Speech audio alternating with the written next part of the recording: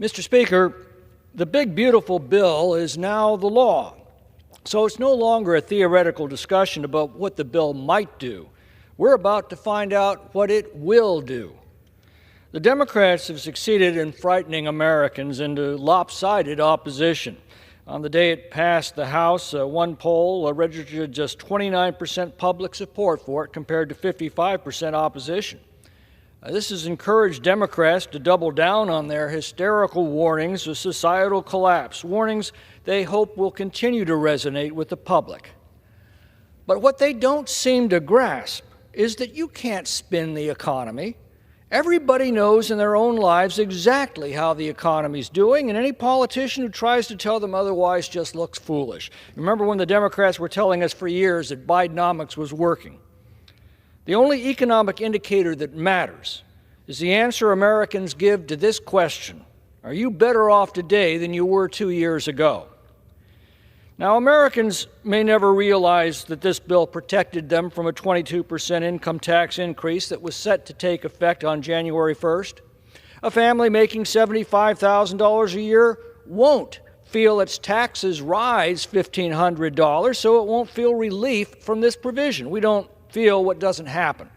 And Democrats are counting on this fact while stoking class resentments over tax breaks for millionaires and billionaires. But millionaires and billionaires don't work for tips, and they don't get paid overtime, and they don't rely on Social Security. Working families do, and for the first time, the big, beautiful bill shields these earnings from being taxed. In addition, residents of high-tax states will feel a big reduction in their federal income tax bill. Yes, businesses get relief too, those awful millionaires and billionaires, mainly in their ability to deduct 100% of their expenses for manufacturing purposes. That means that manufacturers of every variety will add equipment to their plants, increasing the productivity and the pay of existing workers and adding new jobs to make that equipment. By opening America's vast energy resources, domestic production is about to rev up, a declaration of American energy independence that will echo throughout the entire economy. Now then add the completion of the border wall and the removal of millions of illegal aliens that the Democrats allowed into our country.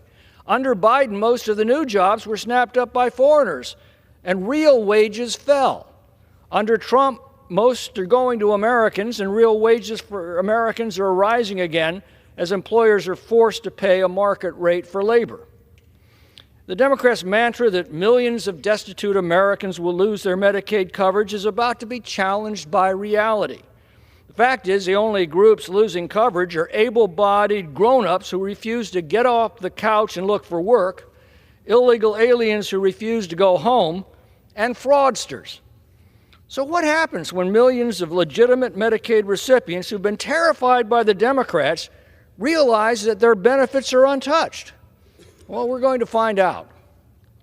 Will the national debt balloon? Well, only if you accept the assumption that the economy is going to grow at an anemic 1.8% next year. The average 20th century growth rate, including the Depression, was 3.3%. A mere 3% growth rate will generate $4 trillion of new revenues. And that doesn't include hundreds of billions of dollars collected from imports or saved by eliminating waste identified by DOGE. So how will average Americans fare? Well, they'll be paying significantly lower taxes than they are today, especially if they work for tips or overtime or over 65 or have children or live in high-tax states. Wages long undercut by cheap illegal labor are already rising. Factories that make or buy equipment will be making and buying a lot more of it. No one unable to work will lose their Medicaid benefits. Their neighborhoods will be safer as criminal illegals are deported and not allowed to return. Their energy bills will be lower. And if all this relief creates just average economic growth, the deficit will begin to shrink. Which brings us back to the simple question that we put to people next year. Are you better off today than you were 2 years ago? Obnoxious protests, hysterical rhetoric, and doomsday trolling won't change that simple and self-evident answer. One party will have been proven undeniably right, and the other mendaciously wrong. And I think that's what the Democrats fear the most. I yield back. The representative yields back. The chair recognizes the gentleman from New York, Mr. Kennedy, for 5 minutes.